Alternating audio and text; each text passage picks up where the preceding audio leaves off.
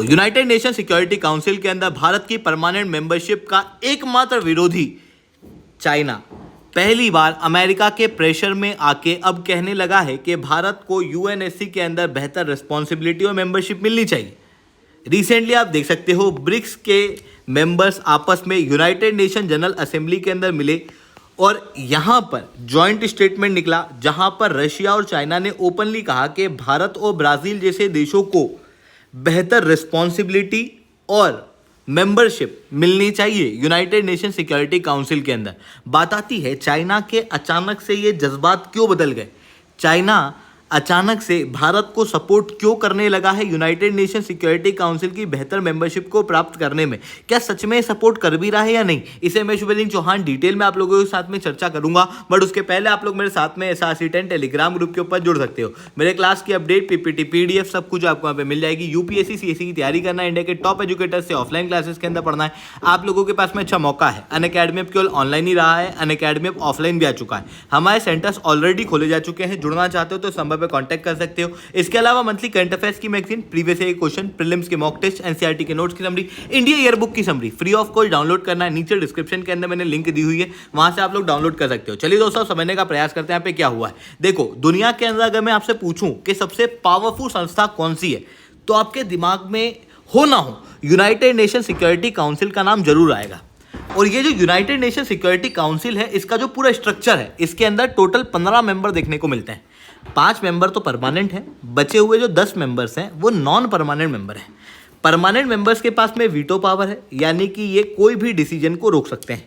वहीं जो बचे हुए 10 नॉन परमानेंट मेंबर्स हैं, ये अलग अलग रीजन से इलेक्ट होकर आते हैं। भारत भी पहले नॉन परमानेंट मेंबर था, अब हमारे रीजन से पाकिस्तान है।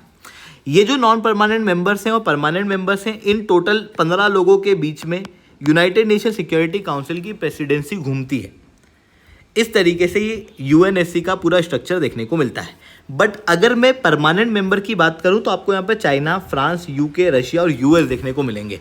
अब अगर आप ध्यान से इन देशों के नाम देखोगे तो आप पाओगे कि लैटिन अमेरिका यानी कि साउथ अमेरिका से कोई भी कंट्री यूएनएससी का पार्ट नहीं है, जबकि यूएनएससी कहती है कि ये पूरे वर्ल्ड को रिप्रेजेंट कर रही है। एशिया से केवल एक देश है चाइना, वहीं यूरोप जैसे छुटकू से देश से फ्रांस, UK और रशिया 3 देश देखने को मिलते हैं। अफ्रीका से एक भी देश आपको यहाँ पर देखने को नहीं मिलेगा, जो कि क्लियर है कि यूनाइटेड नेशन सिक्योरिटी काउंसिल पूरे वर्ल्ड को रिप्रेजेंट आज के समय पे नहीं करती। इवन जो यूएनएससी है, उसका मेन काम क्या है? ग्लोबल लेवल पे सिक्योरिटी को मेंटेन करना, पीस को इंश्योर करना। रशिया और यूक्रेन के युद्ध के अंदर यूएनएससी फेल होते हुए दिखाई दी, सीरिया के अंदर फेल होते हुए दिखाई दी, इजराइल के अंदर फेल होते हुए दिखाई दी। क्यों? क्योंकि यूनाइटेड स्टेट्स ऑफ अमेरिका ने इजराइल के अंदर 42 टाइम्स वीटो पावर का प्रयोग किया। चाइना और रशिया ने सीरिया के अंदर वीटो पावर का प्रयोग किया। पैलेस्टीन के इशू को लेके अभी तक यूएन पूरी तरीके से क्लियर नहीं है कि क्या करना है। इवन अगर आज मैं पूरी दुनिया का कोई भी इशू आपके सामने रख दूं, उस इशू के अंदर आपको रशिया, US, चाइना हमेशा अलग पैमाने पे ही दिखाई देंगे और ये लोग वीटो पावर का प्रयोग करते हुए देखने को मिलेंगे। ऐसी कंडीशन में यूएनएससी के अंदर रिफॉर्म करना काफ़ी ज़्यादा आवश्यक है और यही बात हमेशा से भारत करता आया है। 80th समिट अभी यूनाइटेड नेशन जनरल असेंबली के अंदर चल रही थी। हर एक देश को यहाँ पर बोलने का मौका दिया जाएगा और यहीं पे भारत के फॉरेन मिनिस्टर भी गए हुए हैं। इसी बीच में ब्राज़ील, रशिया, इंडिया, चाइना और साउथ अफ्रीका के देश आपस में मिले। इन्होंने आपस में बातचीत की और एक जॉइंट डिक्लेरेशन निकाला। आप क्लियरली इस डिक्लेरेशन को यहाँ पर देख सकते हो। इस डिक्लेरेशन के अंदर क्लियर रूप से ये कहा गया कि यूनाइटेड नेशन के अंदर कंप्रेहेंसिव रिफॉर्म करना बहुत ज़्यादा आवश्यक है और इस काउंसिल के अंदर एशिया, अफ्रीका और लैटिन अमेरिका जैसे देशों, कॉन्टिनेंट के देशों को इन्वॉल्व करना भी आवश्यक है। और यहाँ पर इन्होंने भारत और ब्राज़ील जैसे देशों के एस्पिरेशन को भी रीइटरेट करते हुए ये कहा कि भारत और ब्राज़ील को यूनाइटेड नेशन के अंदर ग्रेटर रोल और रिस्पॉन्सिबिलिटी दी जानी चाहिए। यानी कि यहाँ पर 3 मेन पॉइंट आपको ध्यान में रखने हैं। सबसे पहली चीज़, इस डिक्लेरेशन के अंदर ये कहा गया कि यूनाइटेड नेशन के अंदर कंप्रहेंसिव रिफॉर्म होने चाहिए। फिर उसके बाद में कहा गया कि ग्रेटर रिप्रेजेंटेशन होना चाहिए डेवलपिंग देशों का, खास रूप से अफ्रीका, एशिया और लैटिन अमेरिका। उसके अलावा यहाँ पर कहा गया कि इंडिया और ब्राज़ील को यूनाइटेड नेशन सिक्योरिटी काउंसिल का परमानेंट मेंबर बनाया जाना चाहिए। और आप सब जानते हो कि इन ब्रिक्स देशों के अंदर चाइना भी इन्वॉल्व है, जिसने इस डिक्लेरेशन के ऊपर साइन किया। इवन रशिया ने तो क्लियरली कहा कि इंडिया, ब्राज़ील और अफ्रीका जैसे देश परमानेंट मेंबरशिप डिज़र्व करते हैं, क्योंकि इनके पास में एक बड़ी पॉपुलेशन, ग्लोबल लेवल पे इन्फ्लुएंस और लेजिटिमेसी है। वहीं चाइना ने थोड़ा सा कॉशियसली यहाँ पर स्टेप लिया, क्योंकि चाइना जो है वो हमेशा से नहीं चाहता कि एशिया के अंदर उसकी कोई राइवलरी क्रिएट हो। बट ब्रिक्स के अंदर उसके ऊपर प्रेशर पड़ रहा था कि कुछ तो आपको यूएनएससी के रिफॉर्म के केस में और ग्लोबल साउथ के फेवर में कहना है। इसी कारण से इन्होंने पूरी तरीके से इंडिया का विरोध नहीं किया इस बार, और इस बार इन्होंने कहा कि इंडिया और ब्राज़ील जैसे देशों को इंक्लूड किया जाना चाहिए यूनाइटेड नेशन सिक्योरिटी काउंसिल के रिफॉर्म में।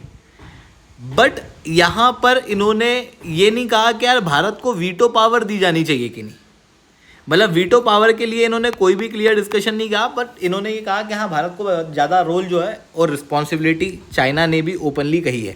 हालांकि अभी तक चाइना कभी भी ये बात नहीं कहता आया, हमेशा से चाइना भारत की यूनाइटेड नेशन सिक्योरिटी काउंसिल की परमानेंट मेंबरशिप का विरोध ही करता आया है। तो यानी कि चाइना ने यहाँ पर अचानक से अपना जो स्टैंड है उसको चेंज कर दिया है, और चाइना के इस बदलते स्टैंड से भारत के ऊपर या फिर पूरे विश्व के ऊपर क्या असर पड़ेगा। देखो, भारत के फेवर में already US, France, UK, Russia जैसे देश इन्वॉल्व हैं। ये सब कहते हैं कि भारत को परमानेंट मेंबरशिप मिलनी चाहिए। चाइना ही अभी तक विरोध करता आया है। बट अभी भी अगर मैं वोटिंग की बात करूँगा तो यूएनएससी के रिफॉर्म के अंदर वो भारत की परमानेंट मेंबरशिप के लिए जब वोटिंग होगी तो ऑब्वियसली चाइना जो है वो भारत के विरोध में ही वोट करेगा। बट शब्दों में ही सही चाइना ने भारत की मेंबरशिप को यहाँ पर रिकॉग्नाइज तो किया। फिर उसके साथ में इन्होंने जो यहाँ पर रिकॉग्निशन दिया है उससे भारत का ग्लोबल लेवल पे जो नरेटिव है वो और ज़्यादा स्ट्रांग हो जाएगा। साथ में ब्रिक्स मेंबर ने लिखित के अंदर यहाँ पर डिक्लेरेशन जारी किया है, जो कि और भी ज़्यादा भारत के परमानेंट मेंबरशिप के डिमांड को स्ट्रांग बनाएगा और इंडिया के global role in global governance को चेंज करने में भी इन्हेंस करेगा। इवन अगर आप देखोगे तो फ्रांस और यूके द्वारा तो ऑलरेडी भारत को फुल सपोर्ट दिया जा चुका है। यूनाइटेड स्टेट्स ऑफ अमेरिका हमेशा यूएनएससी के रिफॉर्म के अंदर कॉशियसली ही आगे बढ़ता है, बट उसके बावजूद भी यूएस ने क्लियरली ये कहा है कि हाँ, हम भारत को सपोर्ट करते हैं यूनाइटेड नेशन के अंदर। इवन भारत के सपोर्ट के अंदर G4 देश भी हैं। G4 देश क्या हैं? तो basically Brazil, Germany, Japan, India, ये वो देश हैं जो ग्लोबल लेवल पे सुपर पावर्स हैं, ज़्यादा इन्फ्लुएंस रखती हैं, पर यूनाइटेड नेशन सिक्योरिटी काउंसिल की मेंबर नहीं है। तो ये लोग जॉइंटली कहते हैं कि भाई हम लोगों को परमानेंट मेंबरशिप मिलनी चाहिए। वहीं यूनाइटेड नेशन सिक्योरिटी काउंसिल के अंदर चाइना को छोड़ के बाकी सारे देश जो हैं वो भारत की मेंबरशिप को सपोर्ट करते हैं। वहीं एक यूनाइटेड फॉर कंसेंसस बनाया हुआ है G4 की बिड को कमज़ोर करने के लिए यूएस और बाकी देशों ने। ऐसे देशों का समूह है बेसिकली यूनाइटेड फॉर कंसेंसस, जो कि G4 देशों का विरोध करता है। यानी कि ब्राज़ील के केस में अर्जेंटीना है जो उसका विरोध करता है, तो उसको यूनाइटेड फॉर कंसेंसस के अंदर डाला हुआ है। उनका कहना है कि भाई हमको मेंबरशिप मिलनी चाहिए। ठीक उसी तरीके से भारत की मेंबरशिप का विरोध करता है पाकिस्तान, तो पाकिस्तान जो है वो यूनाइटेड फॉर कंसेंसस के अंदर आपको देखने को मिलेगा। तो ये चीज़ आपको यहाँ पर दिखाई देगी। बट अभी भी जो डिक्लेरेशंस आए हैं ये सारे के सारे डिक्लेरेशन लिमिटेड इम्पैक्ट रखेंगे, क्योंकि ये जो डिक्लेरेशन है ये अभी भी डिक्लेरेशन है, ये प्रॉपर रिफॉर्म नहीं है। अभी भी जो देश हैं वो क्लियरली भारत को सपोर्ट करते हैं, इसलिए क्योंकि उनको पता है चाइना विरोध करेगा। अगर चाइना भारत के सपोर्ट में वोट कर देगा तो United states of America Bharat के विरोध चले जाएगा। तो ये चीज़ भी आपको यहाँ पर ध्यान में रखनी होगी। इसके अलावा जो लाइकली सिनेरियो अभी के डिबेट डिस्कशन से ये होगा कि भारत अब ग्लोबल लेवल पे स्ट्रॉन्ग डिबेट, नेगोशिएशन और प्रोसीजर यूनाइटेड नेशन के रिफॉर्म के लिए कर सकता है, क्योंकि हर कोई ये जानता है कि यूनाइटेड नेशन जो है वो धीरे धीरे करके इरेलेवेंट होते जा रहा है। यूनाइटेड नेशन को रिफॉर्म करना बहुत ज़्यादा आवश्यक है। अगर उसे रिफॉर्म नहीं किया गया तो आने वाले समय में यूनाइटेड नेशन की भूमिका कुछ भी नहीं होगी। हर देश ये बात जानता है, हर देश कहता है कि यूनाइटेड नेशन का रिफॉर्म किया जाना जरूरी है, पर किस तरीके से रिफॉर्म होना चाहिए उसके लिए कंसेंसस जो है वो अभी तक डेवलप नहीं हुआ है। और उसी कंसेंसस को डेवलप करने के लिए और भारत अपनी पोजीशन को स्ट्रांग बनाने के लिए इस तरीके के जो स्टेटमेंट चाइना के द्वारा और बाकी बड़ी संस्थाओं के द्वारा निकाले जाते हैं उनको प्रयोग कर सकता है। तो ये चीज़ें यहाँ पर देखने को मिल रही है। आई होप ये सारी बातें आपको समझ में आई होंगी। लेक्चर अच्छा लगा हो तो लाइक करना, लेक्चर बहुत अच्छा लगा हो नीचे SRC10 कमेंट करना। यूपीएससी CSE की तैयारी करना है, इंडिया के टॉप एजुकेटर से ऑफलाइन क्लासेस के अंदर पढ़ना है, आप लोगों के पास में अच्छा मौका है। अनअकैडमी अब केवल ऑनलाइन ही रहा है, अनअकैडमी अब ऑफलाइन भी आ चुका है। हमारे सेंटर्स ऑलरेडी खोले जा चुके हैं। जुड़ना चाहते हो तो इस नंबर पर कॉन्टैक्ट कर सकते हो। इसके अलावा मंथली करंट अफेयर्स की magazine, previous year question, films के मॉक टेस्ट, NCERT के नोट्स की समरी, इंडिया ईयर बुक की summary free of cost download करना है। नीचे डिस्क्रिप्शन के अंदर मैंने लिंक दी हुई है, वहां से आप लोग डाउनलोड कर सकते हो। ठीक है दोस्तों, आज के लिए इतना ही। That's all from my side. जय हिंद, जय भारत।